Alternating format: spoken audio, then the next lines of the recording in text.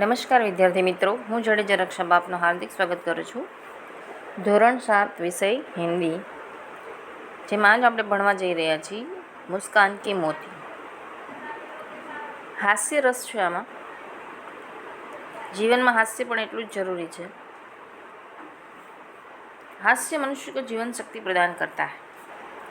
હાસ્ય જે છે એ માણસને જીવનની અંદર શક્તિ પ્રદાન કરે છે. उसे दीर्घायु बनाता है, એનું આયુષ્ય વધારે છે. હસી ક્રોધ ચિંતા और क्षोभ को भगा देती है. એટલે કે હાસ્ય જે છે એ ક્રોધ ચિંતા અને દુઃખને ભગાડી દે છે. સાથ ही वह सुख और स्वास्थ्य की चाबी है. સાથે સાથે એ સુખ અને શરીરના સ્વાસ્થ્યની એટલે કે સારા સ્વાસ્થ્યની ચાવી છે. हमारे चारों ओर भी हास्य की विपुल सामग्री उपलब्ध है. આપણી ચારે બાજુ હાસ્ય રસની વિપુલ સામગ્રી ઉપલબ્ધ છે. आवश्यकता सिर्फ इस बात की है कि हम उनको पहचानना सीखें. જરૂર ફક્ત એ વાતની છે કે આપણે એને ઓળખતા શીખીએ. मुस्कान के मोती के रूप में यहाँ ऐसे ही कुछ चुटकुले दिए गए. मुस्कान के મોતીના રૂપમાં અહીંયા એવા જ કંઈક જોક્સ આપવામાં આવ્યા છે, જે આજે આપણે જોઈશું.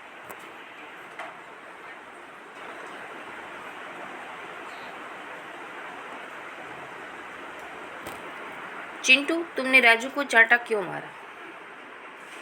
चिंटू पूछे छे कि ते राजू ने लाफो केम मार्यो? पिंटू कहे छे 15 दिन पहले उसने मुझे हिपोपोटेमस कहा था.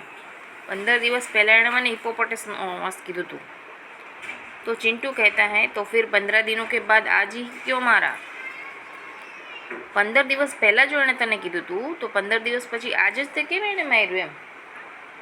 पिंटू कहता है मैंने कल ही सर्कस में हिपोपोटेमस देखा यार.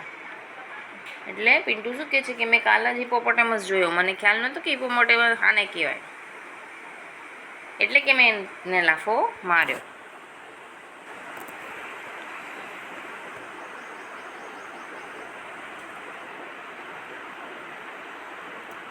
पति अपनी पत्नी से कहता है अब मैं भुलक्कड़ नहीं रहूँगा, मुझे सब याद रहेगा.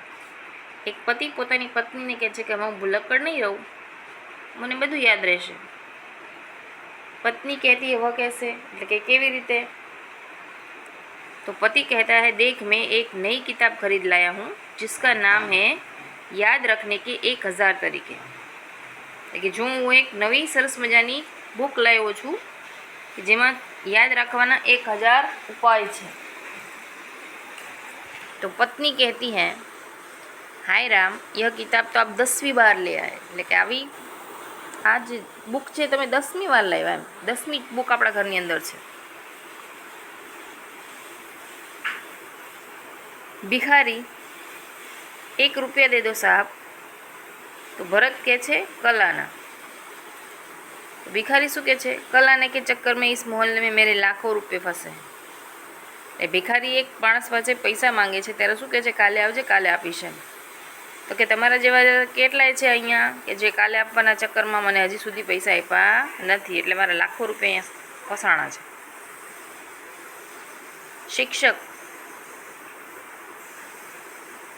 रमेश ने कहे छे 50 में से कितने कम करने से 5 बचेंगे? तो रमेश जवाब आपे छे गुरुजी 0 निकाल दीजिए. એટલે કે ના શૂન્ય કાઢી નાખશો એટલે 5 જ વધશે.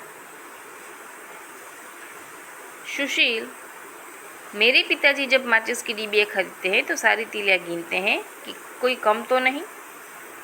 सुशील શું કહે છે કે મારા પિતાજી જ્યારે માચિસની ડબ્બી ખરીદે છે ત્યારે એમાંથી બધી સળીઓ ગણે છે કે કોઈ એ ઓછી તો નથી. તો ગીતા શું કહે છે मेरे पिताजी माचिस की डिबिया खरीदते हैं तो सारी तीलियाँ जलाकर देखते हैं कि कोई तीली खराब तो नहीं.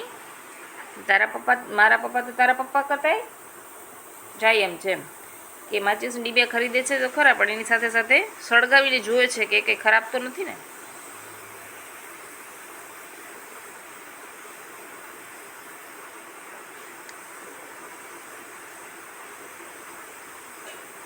सुरेश यह टायर कैसे पंचर हो गया? महेश एक कांच की बोतल पर चढ़ गया था। तो सुरेश कहता है, क्या तुमने बोतल नहीं दिखाई दी? तो महेश कहता है, क्या बताऊँ यार, वह तो उस आदमी की जेब में थी जो मेरी कार के नीचे आ गया।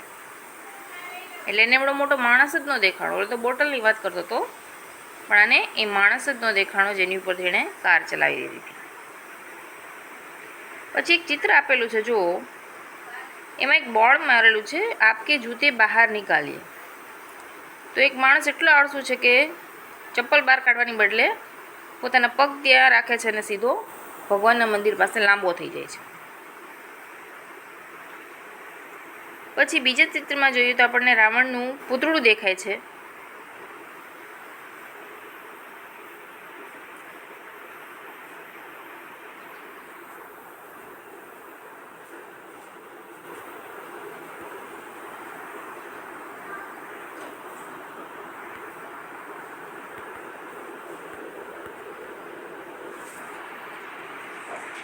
બીજા ચિત્રમાં જોઈએ તો આપણને રાવણનું પૂતળું દેખાય છે. એમાં લખેલું છે, डॉक्टर साहब मेरे सिर में दर्द है पर पता नहीं चल रहा कि किस सिर में दर्द है, आप ही कुछ इलाज कीजिए. એમાં ડૉક્ટર શું કહે છે એ પણ અચંબિત થઈ જાય છે. રાવણ જેવું ના માથામાં જે એ કે આટલા માથા છે મારામાં, પણ આમાં કયા માથામાં મને દુખાવો છે એ મને ખ્યાલ નથી, તો તમે જ ઈલાજ કરો. તો વિદ્યાર્થી મિત્રો, અહીંયા આપણે કંઈક ને કંઈક હાસ્યરસ જોવા જડે છે. તો આવતા પીરિયડમાં આપણે